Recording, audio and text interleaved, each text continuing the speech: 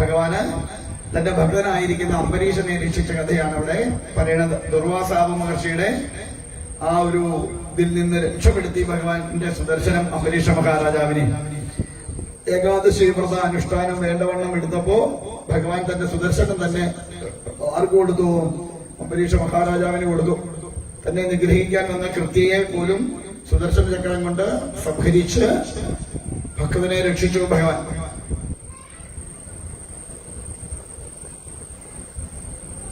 കഥയൊക്കെ അറിയാവുന്നല്ലേ? അല്ലേ? അംബരീഷ മഹാരാജാവിന്റെ കഥ അറിയില്ലേ? ഇല്ലേ? ചോദിച്ച ഒരക്ഷരവും പറയത്തില്ല. എന്നാ അറിയാമെങ്കിൽ അറിയാം, അല്ലെങ്കിൽ ഇല്ലെങ്കിൽ ഇല്ല. എന്തെങ്കിലും ഒന്ന് പറയണ്ടേ? അറിയില്ലേ കഥ?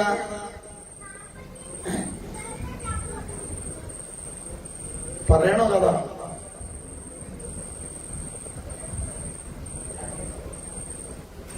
എന്റെ നാരായണ സ്വാമി, ഇവരെന്റെ കൊണ്ടേ പോകും.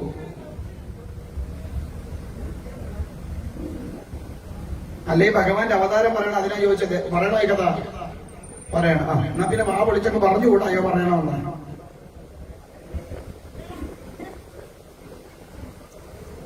നാഭാഗന്റെ പുത്രനാണ് അംബരീഷൻ. അംബരീഷ മഹാരാജാവ് ഏകാദശി വ്രതം അനുഷ്ഠിക്കാൻ തുടങ്ങി.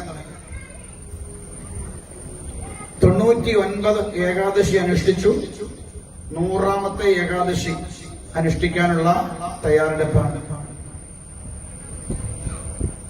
100 ഏകാദശി വേണ്ടവണ്ണം അനുഷ്ഠിച്ചാല് ഇന്ദ്രപ്പട്ടം കിട്ടുന്ന.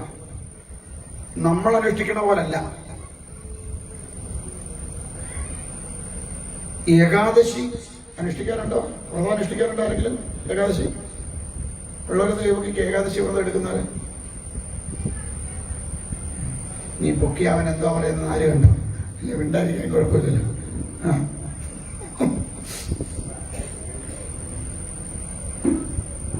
പ്രഥമ മുതല് ദശമി വരെ ഒരു നേരത്തെ ആഹാരമേ പാടുള്ളൂ.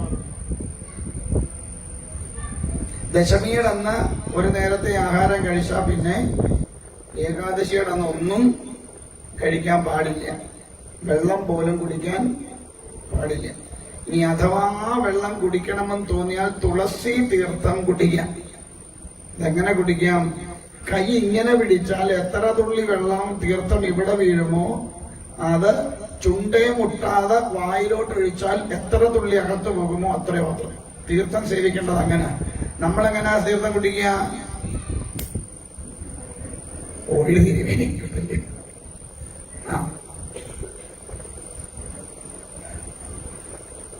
തിരുമേനി അങ്ങോട്ട് കമത്ത് എടുത്തു വെച്ചാൽ ഒരു മാട്ടും ബാക്കി അവിടെ നിൽക്കുന്നവന്റെ എല്ലാം തലയിൽ ഒഴിക്കും. അങ്ങനെയൊന്നും തീർത്ഥം കുടിക്കാൻ പാടില്ല. തീർത്ഥം ഇവിടുന്ന് താഴോട്ട് പോകാൻ പാടില്ല. വിസർജ്യ വസ്തുവായിട്ട് പോകരുത് തീർത്ഥം എന്നാണ്.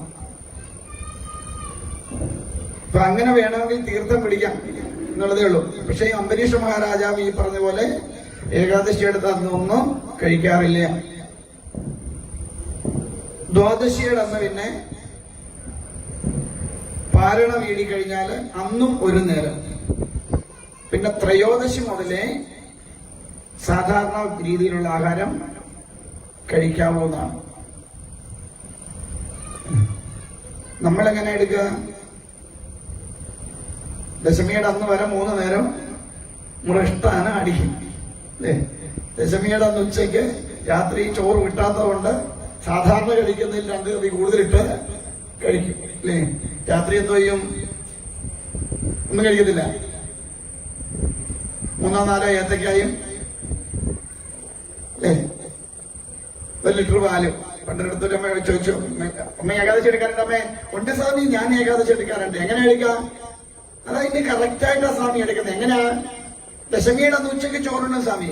എന്നിട്ടോ രാത്രിയിൽ അങ്ങനെ കാര്യമായിട്ടൊന്നും കഴിക്കില്ല സ്വാമി. 1 കിലോ ഏത്തക്കായും 1 ലിറ്റർ പാലും കഴിക്കും. ഏകാദശിയുടെ അന്നൊന്നും കഴിക്കില്ല സ്വാമി. അമ്പലത്തിൽ പോയി തൊഴുത് അവിടുത്തെ ആ പൂജയൊക്കെ കണ്ടു കഴിയുമ്പം പിശുക്കന്മാരാ സ്വാമി കമ്പറ്റിക്കാരാവന്മാർ 1 തവി ഗോതമ്പ് കഞ്ഞേരും. എന്തെങ്കിലും ഒരു കൂട്ടാൻ തരുമോ അതിന്റെ കൂടെ? അതവന്മാര് തരത്തില്ല. അതിന് ഞാനിച്ചിരി ചമ്മന്തിപ്പൊടി വല്ലതും കൊണ്ടുപോകണം. അത് കൂട്ടി അതങ്ങ് കഴിക്കും. പിന്നെ ഏകാദശിയുടെ അന്ന് രാത്രിയിലൊന്നും കഴിക്കത്തില്ല, 1 കിലോ ഏത്തക്കായും 1 ലിറ്റർ പാലും.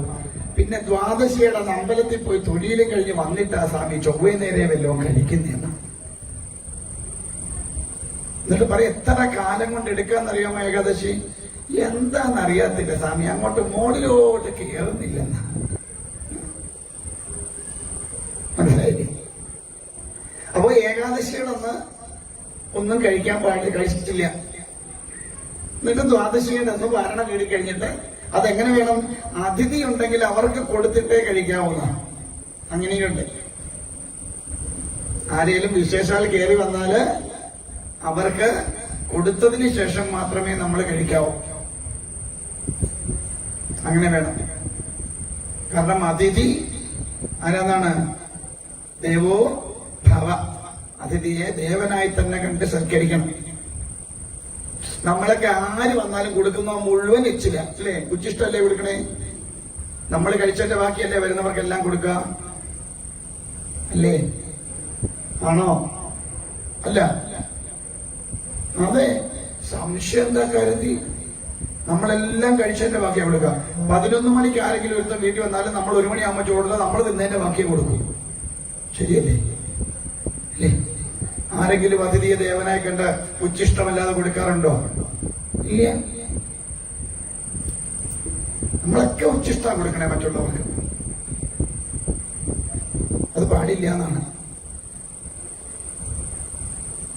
അപ്പൊ എന്തായാലും 100ാമത്തെ ഏകാദശി. അപ്പം അങ്ങനെയാണ് 99 ഏകാദശി എടുത്തത്.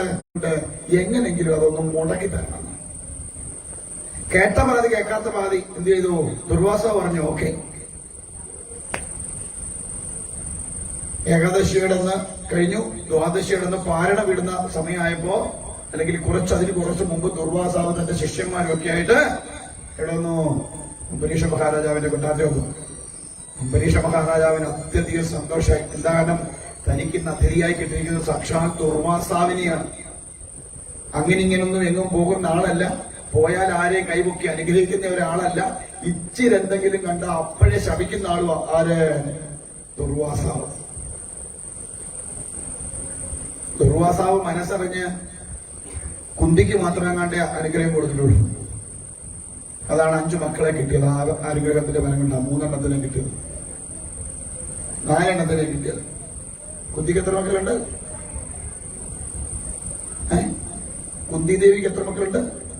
ആരൊക്കെയാ? അതൊന്നും അറിഞ്ഞൂടാ. ആരൊക്കെയാ?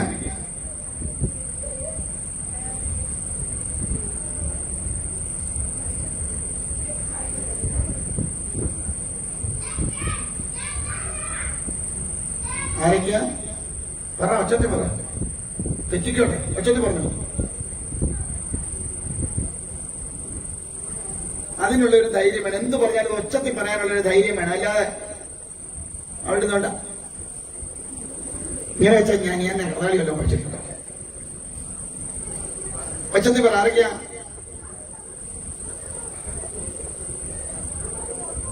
തെറ്റിക്കോട്ടെന്ന് പറഞ്ഞോളെ. യുദ്ധീശ്വരൻ,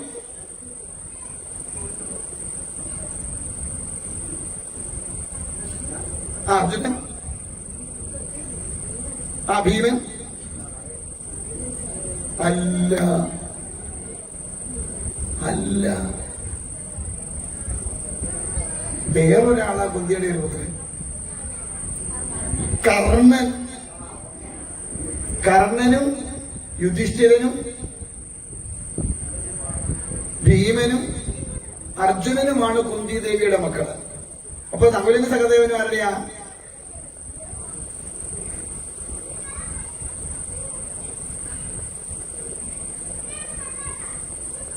നകുലനും സഹദേവനും മാദ്രിയുടെ പുത്രന്മാരാണ്. പാണ്ഡുവിന്റെ 2 ഭാര്യമാരാണ് ആര്? കുന്തി, മാദ്രി.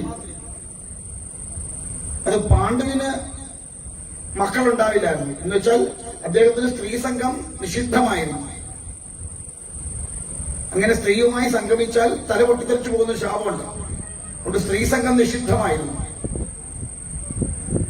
അപ്പോ ഭർത്താവിന്റെ അനുവാദത്തോടുകൂടി ദുർവാസാവ് മഹർഷി കൊടുത്ത വരം കൊണ്ട് ദേവന്മാരിൽ നിന്ന് കിട്ടിയ മക്കളാണ് ഇവരൊക്കെ. യുധിഷ്ഠിരന്റെ അല്ലെങ്കിൽ ദുര്യോധനന്റെ അച്ഛൻ എന്ന് പറയുന്നത് ആരാണ്? യമധർമ്മനാണ്. ഭീമന്റെ അച്ഛൻ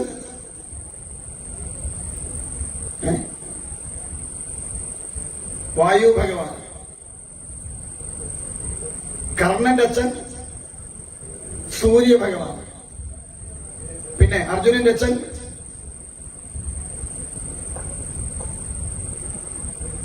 ഇന്ദ്രൻ. നകുല സഹദേവന്മാരുടെ അച്ഛൻ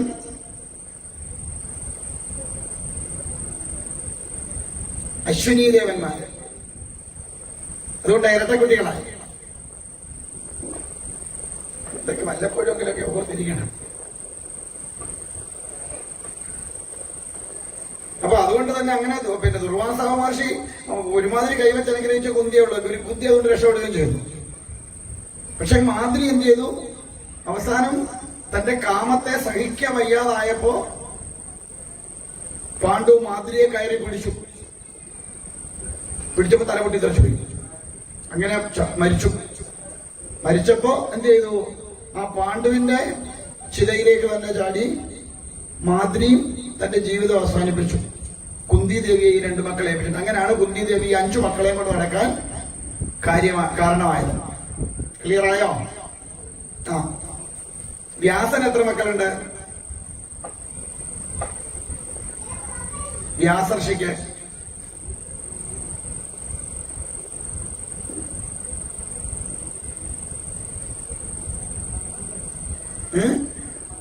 12. ആരൊക്കെയാ?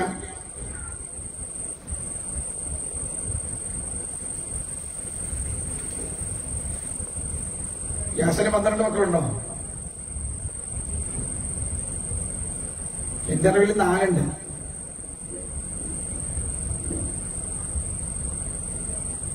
ധൃതരാഷ്ട്രർ, പാണ്ഡു, വിദുരര്, ശുക്രൻ. ഇങ്ങനെയാണ് 4 മക്കൾ. അപ്പൊ എന്തായാലും അങ്ങനെ ദുർവാസ മഹർഷി ഏറ്റു. എന്താണ്? അങ്ങേരുടെ വ്രതം ഞാൻ മുടക്കിക്കോളാം. അപ്പൊ പാരണ വിടുന്ന കുറച്ച് സമയം മുൻപ് ദുർവാസാവിന്റെ ശിഷ്യന്മാരും ഒക്കെ ആയിട്ട് എത്തി. അംബരീഷ മഹാരാജാവിന് അത്യധികമായി സന്തോഷമായി. കാരണം ദുർവാസാവിനെ അങ്ങനെ കാണുക, ഈ സജ്ജനങ്ങളെ കണ്ടു കിട്ടുക എന്നുള്ളത് വലിയ പാടാണ്. സജ്ജനങ്ങളെ കിട്ടുന്നത് വലിയ ബുദ്ധിമുട്ടുള്ള കാര്യമാണ്. അപ്പൊ അതുകൊണ്ട് ദുർവാസാവ മഹർഷി എത്തിയപ്പോ സന്തോഷമായി. പറഞ്ഞു, ഋഷിവര്യ, സ്നാനം കഴിച്ചു വന്നാലും എനിക്ക് അങ്ങേക്ക് ഭക്ഷണം തന്നിട്ട് വേണം ഏകാദശിയുടെ വ്രതം പൂർത്തിയാക്കാൻ എന്ന് പറഞ്ഞു. ദുർവാസാവ മഹർഷി പോയി കുളിക്കാനായിട്ട് പോയി. അന്ന് വരെ വെള്ളം കണ്ടിട്ടില്ലാത്ത പോലെ അവിടെ കിടന്നോണ. കുറേ നേരമായിട്ടും ആരും വരണില്ല. ദുർവാസാവിനെ ശിഷ്യന്മാരെ കാണില്ല. അംബരീഷ മഹാരാജാവിന് ആകപ്പാടെ ഒരു എന്താ ഇത്, വ്രതം മുറിക്കേണ്ട സമയം, പാരണ വിടേണ്ട സമയമായി, എന്താ ചെയ്യുക എന്ന് ആലോചിച്ചു. അപ്പൊ അവിടെ കൂടിയിരുന്ന മഹാശ്രേഷ്ഠന്മാരായിട്ടുള്ള ആൾക്കാരോട് ചോദിച്ചു, എങ്ങനെയാണ് അതിഥിക്ക് കൊടുക്കാതെ കഴിക്കാൻ കഴിയില്ല, പക്ഷെ പാരണ വീടുകയും വേണം, എന്ത് ചെയ്യും? അപ്പൊ അവര് പറഞ്ഞു, തുളസി തീർത്ഥം സേവിച്ചാൽ മതി, പാരണ വീടുകയും ചെയ്യും, അതിഥിക്ക് അന്നം കൊടുക്കാതെ കഴിച്ചതിന്റെ കുഴപ്പമിട്ട് ഉണ്ടാവുകയില്ല എന്ന് പറഞ്ഞു. അങ്ങനെ പാരണ വീട്, തുളസി തീർത്ഥം സേവിച്ച് പാരണ വീടിയത് ആരറിഞ്ഞു? ജ്ഞാനിയായ ദുർവാസാവ് അറിഞ്ഞു. ചാടി കഥച്ചിട്ട് വന്ന് ചോദിച്ചു, നിന്റെ ഉച്ഛിഷ്ടം തിന്നാണോടാ എന്നെ ഇവിടെ വിളിച്ചു വരുത്തത്? അതിഥിക്ക് കൊടുക്കാറുണ്ട്, നീയാണോ ആതിഥേയൻ? നിന്നെ ഞാൻ ഇപ്പൊ കാണിച്ചു തരാമെന്നൊക്കെ പറഞ്ഞ് ഒരു കൃത്യയെ സൃഷ്ടിച്ചോടെ. ആ കൃത്യം എന്ത് ചെയ്തു? നേരെ അംബരീഷന്റെ അരിയിലേക്ക് ദഹിപ്പിക്കാനായിട്ട്. നമ്മളാണ് എന്തോ ഇതനി നമ്മളെ പിന്നെ എന്നും തപ്പേണ്ടി വരില്ല അല്ലേ? അപ്പോഴേ അവിടുന്ന് കൂടും നമ്മൾ. പക്ഷെ അംബരീഷ മഹാരാജാവ് ചലിച്ചില്ല അവിടുന്ന്. കാരണം ഭക്തനൊരിക്കലും ഭയമില്ല. ഭഗവാനെ പരമമായിട്ടൊരു ഭക്തൻ ആശ്രയിച്ചിട്ടുണ്ടെങ്കിൽ അവൻ ഏത് പ്രതിസന്ധി വന്നാലും അതിനെ എല്ലാം ഇല്ലാതെയാക്കാൻ ഭഗവാന് സാധിക്കുമെന്ന ബോധമുണ്ട്, ബോധ്യമുണ്ട്. അതുകൊണ്ട് ഒന്നിനും ഭയം ഉണ്ടാവില്ല. അംബരീഷ് മഹാരാജ അവിടെ നിന്നുകൊണ്ട് സാക്ഷാൽ ഭഗവാനെ ശരണം പ്രാപിച്ചു. ഇച്ചിരി കഴിഞ്ഞ് നോക്കിയപ്പോൾ തന്റെ നെറ്റിത്തടത്തിൽ നിന്നും സുദർശന ചക്രം, ആരുടെ? അംബരീഷ മഹാരാജാവിന്റെ നെറ്റിത്തടത്തിൽ നിന്നും സുദർശന ചക്രം പുറപ്പെട്ട് ഈ കൃത്തിയെ അങ്ങ് ദഹിപ്പിച്ചു. എന്നിട്ടോ ഇതിനെ ഈ കൃത്തിയെ അയച്ച ദുർവാസാവ് മഹർഷിയുടെ പിന്നാലെ കൂടി. ഇത് കണ്ടപ്പോ ദുർവാസാവിനെ അവിടെ നിൽക്കാൻ കഴിഞ്ഞാൽ ദുർവാസാവ് ഒരു ഒറ്റ ഓട്ടം അങ്ങോട്ടാ. ആദ്യം ഇന്ദ്രന്റെ അടുത്ത് ചെന്നു. ഇന്ദ്രന്റെ പറഞ്ഞു, ഇന്ദ്ര, നിനക്ക് വേണ്ടിയിട്ടാണ് ഞാൻ പോയി ഈ ഒരു ദുരിതം മേടിച്ചു വെച്ചത്. അതാ എന്റെ പുറകെ സുദർശനയൊക്കെ ഉണ്ട്, എന്നെ നീ എങ്ങനെങ്കിലും രക്ഷിക്കണമെന്ന്. ഇന്ദ്രൻ പറഞ്ഞു, മഹർഷിയെ, ഇവിടെ ഇന്ന് ഒരു കാര്യമില്ല, ഞാൻ എന്നെയും കൊല്ലും നിങ്ങളെയും കൊല്ലും, അതുകൊണ്ട് വേഗം വിട്ടോളാൻ പറഞ്ഞു. ദുർവാസാവോട് ഓടി ബ്രഹ്മദേവന്റെ ചോദിച്ചു. ബ്രഹ്മദേവൻ ചോദിച്ചു, എന്താ ദുർവാസാവേ ഇങ്ങനെ ഓടി വരേണ്ടത്? അയ്യോ, സുദർശനമാണോ? എന്നാ ഇവിടെ നിൽക്കണ്ട, ഓടിക്കോളാം. അങ്ങനെ മഹാദേവന്റെ അരികിൽ ചെന്നു. മഹാദേവൻ പറഞ്ഞു, ചോദിച്ചു, എന്താ പുത്ര ഇത്രയും ഓടിക്കതച്ച് വരണേന്ന്? ഭഗവാന്റെ അംശമാണ്, രുദ്രന്റെ അംശമാണ് ആര്? ദുർവാസാവ്. അപ്പൊ പുത്രനാ ചോദിച്ചു, എന്താ പുത്ര ഇത്ര ഓടിക്കതച്ച് വരണേ? പറഞ്ഞു, പിതാവ്, എന്റെ പിന്നാലെ സുദർശനമുണ്ട്. ചോദിച്ചു, അതെന്താ സുദർശനം നിന്റെ പിന്നാലെ കൂടാൻ കാരണം? അത് ഞാൻ അംബരീഷന്റെ കൊട്ടാരത്തിൽ പോയതാ, അങ്ങേര് പാലന വിടാനായിട്ട് എന്നോട് പോയി കുളിച്ചേച്ച് വരാൻ പറഞ്ഞു. എന്നിട്ട് ഞാൻ അവിടോട്ട് വന്നിരുന്ന് ചോറുണ്ടാകാൻ തുടങ്ങിയപ്പം അംബരീഷന്റെ നെറ്റിക്കകത്തുനിന്ന് ഈ സുദർശനേക്കാൾ പുറപ്പെട്ട് എന്നെ കൊല്ലാമെന്ന് ഭഗവാന് കാര്യം പിടികിട്ടി. ഭഗവാൻ ഒരു ചിരിച്ചു. ചിരിച്ചിട്ട് പറഞ്ഞു, വേണ്ടാത്തത് കാണിച്ചിട്ട് ഇങ്ങോട്ട് വന്നാൽ രക്ഷിച്ചു എന്ന് പറഞ്ഞാൽ രക്ഷിക്കാൻ ഞാൻ ശ്രദ്ധിച്ചു കേട്ടണം. വേണ്ടാത്തത് ചെയ്തിട്ട് ഇങ്ങോട്ട് വന്ന് രക്ഷിച്ചു എന്ന് പറഞ്ഞാൽ രക്ഷിക്കാൻ ഞാന് ആളല്ലാന്ന്. ഇത് നമുക്കുള്ള ഒരു സിഗ്നല. വേണ്ടാത്ത അതൊക്കെ പോയി കാണിച്ചിട്ട് എന്റെ അയ്യപ്പ അറിയാതെ പറ്റിയതാന്ന് പറഞ്ഞിട്ട് അയ്യപ്പൻ തിരിഞ്ഞു പോലും നോക്കൂല. അതുകൊണ്ട് എന്തെങ്കിലും ചെയ്യാൻ പോണതിന് മുമ്പ് എന്തോ വേണം? ആ ചൊവ്വേന്നേരെ ആലോചിച്ചിട്ടേ പോയി ചെയ്യാവൂ. അത് ദുരിതം ഉണ്ടാക്കുമോ നല്ലതുണ്ടാക്കുമോ? മനസ്സിലായില്ലേ? പിടി കിട്ടിയോ? മഹാദേവൻ പറഞ്ഞു, ഇവിടെ നിന്നിട്ടൊരു കാര്യമില്ല, എന്നെ കൊണ്ട് തടുക്കാൻ പറ്റുന്ന നല്ല സുദർശനം, അതിന്റെ യഥാർത്ഥ ഉടമസ്ഥന്റെ അടുത്ത് ഉൾക്കൊള്ളാൻ പറഞ്ഞു. ഓടി വൈകുണ്ഠത്തിലെത്തി. പിന്നെ വൈകുണ്ഠം ചെല്ലുമ്പോൾ ഒരു വിഷയം എന്താ വെച്ചാൽ പുള്ളി എപ്പോഴും നല്ല ഉറക്കമാണ്. ആര്? നാരായണനെ ഒരു കയ്യൊക്കെ കുത്തി ഇങ്ങനെ അവിടെ കിടക്കും. ഞാൻ ചിലപ്പോൾ ആലോചിച്ചിട്ടുണ്ട്, ഈ നാരായണൻ എന്താ ഇത്രമാത്രം ഇങ്ങനെ ഉറങ്ങാൻ കാര്യമെന്ന്. അപ്പോഴാണ് എനിക്ക് കാര്യം പിടികിട്ടിയത്. എന്താണെന്നറിയാമോ? സ്നേഹനിധിയായ ലക്ഷ്മി ദേവി ഭാര്യയെ ഇരുന്ന് കാലിങ്ങനെ തടവി കൊടുത്തോണ്ടിരിക്കുക. ആരുടെ? ഭഗവാന്റെ. സ്നേഹനിധിയായ ഭാര്യ കാല് തടവിയാൽ ഏതുറങ്ങാത്ത ഭർത്താവും ഉറങ്ങിപ്പോ. നമ്മളൊക്കെ തിരുമിയാലോ തടവിയാലോ ഏതുറങ്ങുന്ന ഭർത്താവും ചാടി എഴുന്നേറ്റ് ഓടും. എന്താ കാരണം? നമ്മുടെ തിരുമ അത്ര നല്ല തിരുമ. നീ മേലെ അങ്ങനെ എന്നോട് കാലെ തിരുമാൻ പറ്റെന്ന് പറഞ്ഞ് നമ്മൾ പിടിച്ച് നാല് ഞെക്കാം. ഇങ്ങനെയാ നമ്മള്. പക്ഷെ ലക്ഷ്മി ദേവി അങ്ങല്ല, വളരെ സ്നേഹപൂർവ്വം ഭഗവാന്റെ പത്നിമാരിൽ ഏറ്റവും ശ്രേഷ്ഠയായിട്ടുള്ള ലക്ഷ്മി ദേവി. ഭഗവാൻ എത്ര ഭാര്യമാരുണ്ടെന്നാ പറയുന്നേ? ഭഗവാൻ കിടക്കുന്ന തന്നെ 3 ഭാര്യമാരുടെ മടിയില. അണ്ടേക്കാ പാദം ലക്ഷ്മി ദേവിയുടെ മടിയില, തല ഭൂമി ദേവിയുടെ മടിയില്, നടുഭാഗം യമുനാദേവിയുടെ മടിയില്. ഇങ്ങനെയാ ഭഗവാൻ കിടക്കണതെന്നാ പറയാ.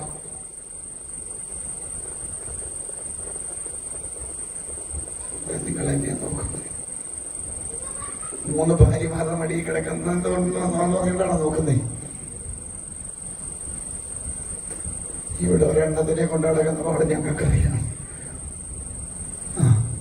അപ്പോ അങ്ങനെ സുഖമായിട്ട് ഭഗവാൻ കിടക്കുന്നുണ്ട്. അതുകൊണ്ട് ഭഗവാൻ എപ്പോഴും യോഗ നിദ്രയിലാണ്. പോയി വിളിച്ചുണർത്തി ഒരുമാതിരി കഷ്ടപ്പെട്ട ഭഗവാൻ ചോദിച്ചു, എന്താ ദുർവാസാ മഹർഷേ ഇവിടെ വരെ വരാനുണ്ടായ കാരണം എന്ന് ചോദിച്ചു. അപ്പൊ പറഞ്ഞു, ഭഗവാനെ ഇത് അങ്ങയുടെ സുദർശനം എന്റെ പിന്നാലെ കൂടിയിട്ടുണ്ട്, എന്നെ ഒന്ന് രക്ഷിക്കണം അതിൽ നിന്ന്. ഭഗവാൻ പറഞ്ഞു, സോറി, ഇപ്പൊ സുദർശനം എന്റേതല്ല. പിന്നെ ആരുടെയാ? അതിപ്പം അംബരീഷൻ അതിന്റെ ഉടമസ്ഥൻ. എന്തു പറ്റി? ഞാൻ പണയം വെച്ചേക്കുവാ. ആരുടെ അടുത്ത്? അംബരീഷന്റെ അടുത്ത്. എന്താ കാര്യം? ഭക്തി ഇങ്ങോട്ട് വന്നപ്പോ ഞാൻ അതങ്ങോട്ട് പണയം വെച്ചു. ഇനി എന്നാണോ അംബരീഷൻ ഈ ഭക്തി തിരിച്ചെടുക്കുന്നത് അന്ന് മാത്രമേ സുദർശനം എനിക്ക് അവകാശപ്പെടുത്തുള്ളൂ എന്നാണ്. ദുർവാസാവ് എന്താ ചെയ്യപ്പോ? അവസാനത്തെ കൈയായിരുന്നു ആര്? ആ നാരായണൻ ഭഗവാൻ രക്ഷിക്കാണ്. ഭഗവാന്റെ ആണല്ലോ സുദർശനം. ഭഗവാൻ എങ്ങനെയെങ്കിലും അതിനെ തടുക്കും എന്നൊക്കെ വിചാരിച്ചു. അതുകൊണ്ട് പറഞ്ഞു, ദുർവാസാവ് ഇവിടെ നിന്നിട്ട് ഒരു കാര്യവും ഇല്ല, എങ്ങോട്ട് പൊക്കോളാൻ. സ്റ്റാർട്ടിംഗ് പോയിന്റ് എവിടാണോ അവിടെ തന്നെ ഫിനിഷിംഗ് പോയിന്റ് ആക്കിക്കോളാൻ പറഞ്ഞു. ദുർവാസാവ് ഓടി എവിടെ ചെന്നു? അംബരീഷ മഹാരാജാവിന്റെ കൊട്ടാരത്തിൽ ചെന്ന്. അംബരീഷ മഹാരാജാവ് അതുവരെ ആഹാരം കഴിച്ചിട്ടില്ല എന്നാ പറയണേ. ആരെ കാത്ത് നിൽക്കുക? അതിഥിയെ കാത്ത് നിൽക്കുകന്ന്.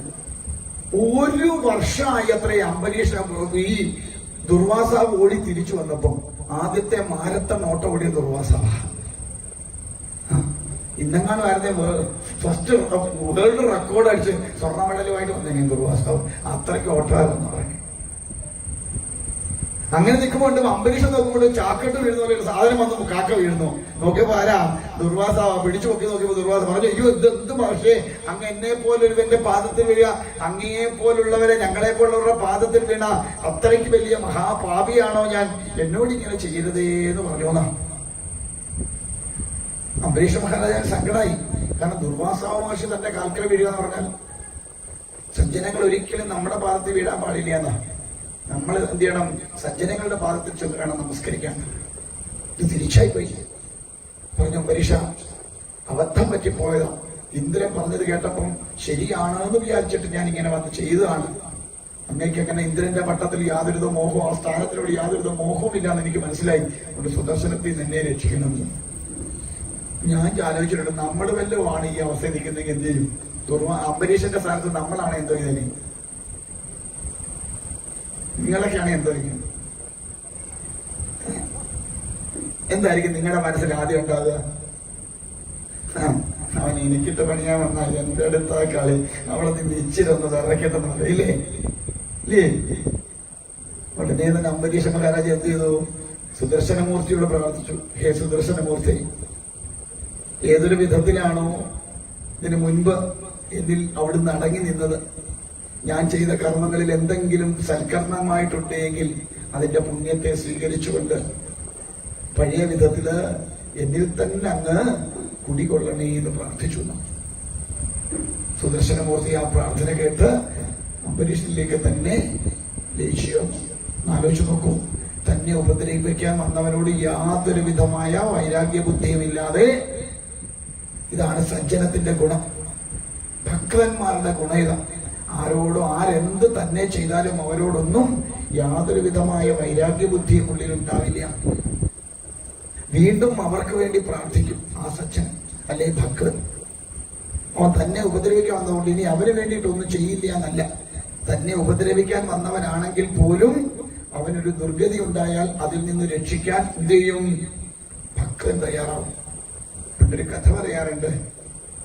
ഒരു സന്യാസി ശ്രേഷ്ഠൻ ഒരു ഞണ്ട് കല്ലിനിടയിൽപ്പെട്ടപ്പോ ഇതിനെ ആ കല്ലിന്റെ ഇടയിൽ നിന്ന് എടുക്കാൻ നോക്കി. ഞണ്ടെന്ത് ചെയ്യും? പിടിച്ച ഇറക്കും. ഞണ്ടിനെ പിടിച്ചിട്ടുണ്ടോ? ഉണ്ടോ? ഇല്ലാത്തവര് പോയി പിടിച്ചു നോക്കിയാൽ മതി, എന്താ പറ്റുമെന്ന് അറിയാം. അപ്പോ അത് ഇറക്കും. ഉടനെ അദ്ദേഹം എന്ത് ചെയ്യും? കൈഞ്ഞെടുക്കും. ഇച്ചിരി കഴിയുമ്പോൾ പിന്നെയും അതിനെ പിടിക്കാൻ നോക്കും. അപ്പോഴും ഇത് ഇറക്കും. അദ്ദേഹം കൈയെടുക്കും. ഇങ്ങനെ 4 ആവർത്തിയായി. അപ്പൊ ശിഷ്യൻ ചോദിച്ചു, ഗുരുനാഥ, അങ്ങ് എന്തിനാ ഇത്ര കഷ്ടം സഹിക്കുന്നത്? അതവിടെ ഇരുന്നോട്ടെ, അതിനെ രക്ഷിക്കാൻ വേണ്ടിയിട്ടാണെന്ന് പോലും ചിന്തിക്കാതെ അങ്ങ് പിടിക്കുമ്പോഴെല്ലാം അങ്ങേ ഇതിങ്ങനെ കടിക്കുന്നു എങ്കിൽ അവൻ അവിടെ നിന്ന് ചത്തോട്ടെ എന്ന് പറഞ്ഞു. അപ്പൊ അദ്ദേഹം എന്താ പറഞ്ഞെന്നറിയാമോ? രക്ഷിക്കുക എന്നുള്ളത് എന്റെ ധർമ്മം, കടിക്കുക എന്നുള്ളത് അവന്റെ ധർമ്മം. അവനവന്റെ സ്വഭാവത്തിനനുസരിച്ച് അവനവൻ ഓരോന്ന് ചെയ്യും. അത് കണ്ട് ഒരിക്കലും സജ്ജനം എന്ത് ചെയ്യാൻ പാടില്ല? ഇട്ടേച്ചു പോകാൻ പാടില്ല. നമ്മളാണ് നിൽക്കുവോ? പിന്നെ രക്ഷിക്കാൻ പോകുന്ന ഞണ്ട് നമ്മളെ കടിച്ചാൽ നമ്മളെന്ത് ചെയ്യും? വേറൊരു കല്ലെടുത്ത് അവന്റെ തലയിലടിച്ച് അവനെ കൊന്നേച്ച് വലിച്ചെടുത്ത് കൊണ്ടുപോയി കറി വെച്ചു തന്നെ ഇല്ലേ?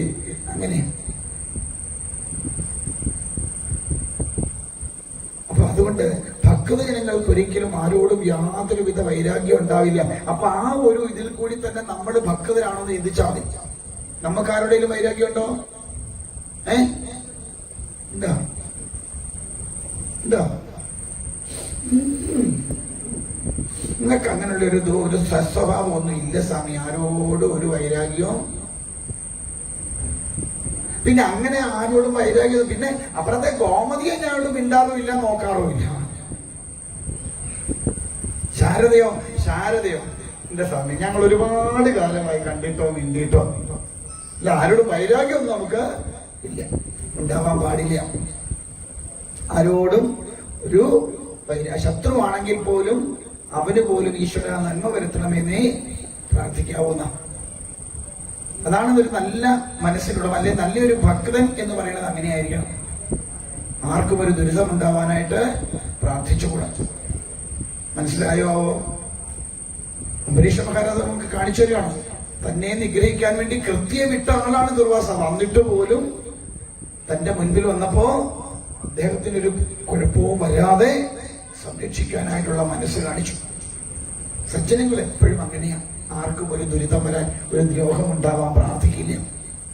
ശത്രുക്കളുണ്ടെങ്കിൽ പോലും അവർക്ക് പോലും ഒരു ദ്രോഹം ഭഗവാനെ ഒരിക്കലും ഉണ്ടാവരുത്, ദുരിതം അവർക്ക് ഉണ്ടാവരുത് എന്നേ പ്രാർത്ഥിക്കാം. മനസ്സിലായോ? അപ്പൊ അതുകൊണ്ട് ഇന്നു മുതൽ എന്തോ ചെയ്യരുത്? ആരെ ദ്രോഹിക്കണം. ഒരു എറുമ്പിന് പോലും നമ്മളെ കൊണ്ടൊരു ദ്രോഹം ഉണ്ടാവാൻ പാടില്ല. പണ്ടൊരു സ്വാമി ഉണ്ടായിരുന്നു. അദ്ദേഹം ഒരു ദിവസം ഇങ്ങനെ കിടന്നപ്പോ ഈ താടിക്കൊക്കെ നല്ല നീളം ഉണ്ടായിരുന്നേ. അപ്പൊ ഒരു ഉറുമ്പ് ഈ താടിയെ കൂടെ കയറി ഇവിടെ നിന്ന് കടിക്കാൻ തുടങ്ങി. എറുമ്പിന് പോലും എന്ത് ചെയ്യരുത്, വേദന ഉണ്ടാക്കാൻ പാടില്ല എന്ന് സ്വാമിക്ക് നിർബന്ധം. അപ്പൊ സ്വാമി നോക്കിയത് കടിക്കുന്നുണ്ട്, അതൊക്കെ സഹിച്ചിട്ട് നോക്കി എവിടുന്നായി എറുമ്പെല്ലാം അവിടെ ഇങ്ങനെ വരണമെന്ന്. സ്വാമി നോക്കിയപ്പോ അവിടെ ഒരു ഇതിന്റെ കൂട് കണ്ടു. എന്നിട്ട് എന്ത് ചെയ്തു, ഈ താടിയും കൊണ്ട് അവിടെ ചെന്നിട്ട് പറഞ്ഞു, ഉറുമ്പേ അതാ നിന്റെ കൂടെ, നീ അങ്ങോട്ട് ഇറങ്ങിക്കുന്നു. മനസ്സിലായില്ലേ? അപ്പൊ എന്തു പറ്റി കാണും. അപ്പൊ അസാഖ്യമുള്ള ഉറപ്പൂടെ കയറി ഇങ്ങോട്ട് കയറി. സ്വാമി എന്തോ ചെയ്തു, നിന്നെ രക്ഷിക്കാൻ നോക്കിയിട്ട് നീ രക്ഷപ്പെടാൻ തയ്യാറാണ്. എന്നാ നീ കേൾക്കുന്നതിനാന്ന് പറഞ്ഞാട്ടും കൂടെ എവിടെ തോന്നുന്നതാണ്. അതുകൊണ്ട് അങ്ങനൊന്നും വലിയ ഇതൊന്നും ആവണ്ട. പക്ഷെ ഒരിക്കലും ആർക്കും ഒരു ദ്രോഹം ചെയ്യാതിരിക്കാൻ. മനസ്സിലായില്ലേ? ഇപ്പൊ ഉറുമ്പും ഒക്കെ കടിച്ച് കൊതുകും ഒക്കെ കടിച്ചാൽ നമ്മളതിനെ തല്ലി കൊന്നെന്ന് ചോദിച്ചാൽ അല്ലേ? അപ്പൊ അതുകൊണ്ട് അംബരീഷ മഹാരാജ പറയുന്ന ശത്രുക്കൾക്ക് പോലും തന്നെ ദ്രോഹിക്കാൻ വന്നവരാണെങ്കിൽ പോലും അവർക്ക് പോലും ഒരിക്കലും ഒരു ദുരിതം ഉണ്ടാവാൻ വേണ്ടി ഒന്നും ചെയ്തുകൂടാ. ഇനിയോ നമുക്ക് പഠിക്കാനുള്ളവിടെ നമുക്ക് വലിയൊരു കുഴപ്പമുണ്ട്. എന്താ? ആരെങ്കിലും എന്തെങ്കിലും പറയുന്നതൊക്കെ കേട്ട് ചാടി ഇറങ്ങി പുറപ്പെടൂല്ലേ? വല്ലവന്റെയൊക്കെ വാക്ക് കേട്ടിട്ട് അവസാനം എവിടെ ചെന്ന് കുരുങ്ങും? കുരുങ്ങി കഴിയുമ്പോ നമ്മളെ എടാ നിനക്ക് വേണ്ടിയിട്ടല്ലേ, എടി നിനക്ക് വേണ്ടിയിട്ടല്ലേ ഞാൻ അതിന് പോയേ, നിന്നോട് ഞാൻ പറഞ്ഞു അവിടെ ചെന്ന് വഴക്കുണ്ടാക്കാൻ മതി. അതുകൊണ്ട് അങ്ങനെ ഈ സ്ക്രൂ കയറ്റുമ്പം അതൊന്നും മുറുക്കിയിട്ട് ചാടി ഒന്നിന് ചെന്ന് പെടരുത്. എപ്പോഴും ഒരാളൊരു കാര്യം പറഞ്ഞാൽ അത് മറ്റൊരാളുടെ പ്രവൃത്തി കൊണ്ടുവരികയോ അല്ലെങ്കിൽ മറ്റൊരാളോട് പറയുകയോ ചെയ്യുന്നുണ്ടെങ്കിൽ അതിന്റെ എല്ലാ വശങ്ങളും ആലോചിച്ചതിന് ശേഷം മാത്രമേ പറയുകയോ ചെയ്യാവൂ. അല്ലേ അബദ്ധപ്പെടും. പിടികിട്ടിയാവോ? ഇനി അടുത്തത് ഇവിടെ അടുത്തത് എന്താണ്? വേണ്ടാത്ത എന്തെങ്കിലും കാണിച്ചിട്ട് ഭഗവാന്റെ അടുത്ത് വന്ന് കമന്ന് വീണ ഭഗവാൻ തിരിഞ്ഞു പോലും നോക്കൂല. അതിനാണ് നമുക്ക് തലയ്ക്ക് ബുദ്ധി തന്നിരിക്കുന്നത്, ഇല്ലേ? ആലോചിച്ചും നോക്കിയും കണ്ടും ചെയ്യാൻ വേണ്ടിയിട്ടാണ് നമുക്ക് ഈ സാധനം തന്നിരിക്കണേ. അത് നമ്മൾ വർക്ക് ചെയ്യിക്കാത്ത ഭഗവാന്റെ കുഴപ്പമാണോ? അല്ല.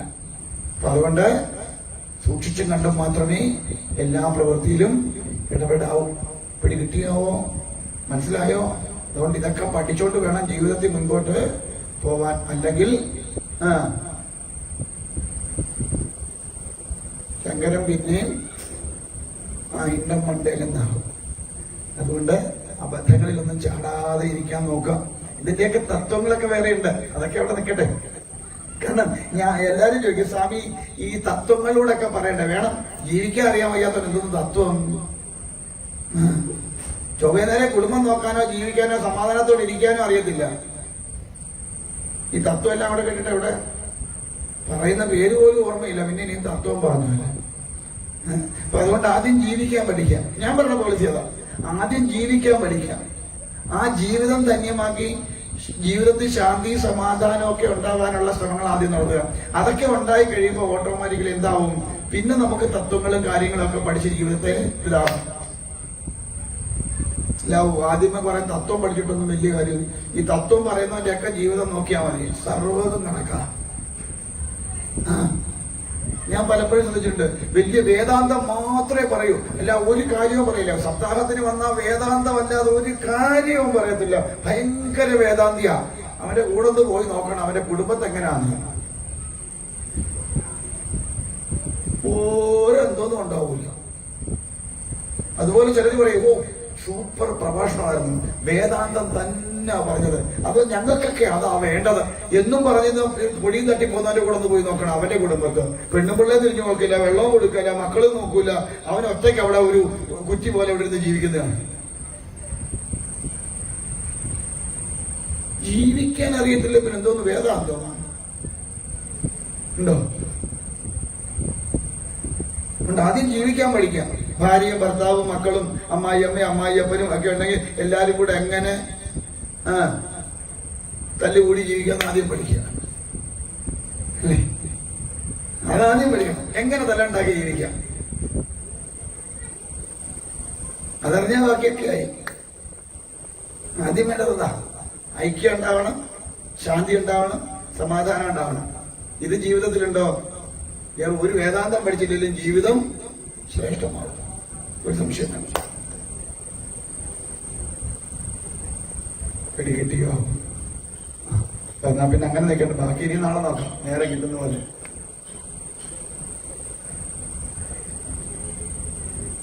അപ്പൊ നാളെ കാര്യമൊക്കെ നേരത്തെ പറഞ്ഞല്ലോ, ഇവിടെ ആയിട്ടാ നിങ്ങളെ നേരത്തെ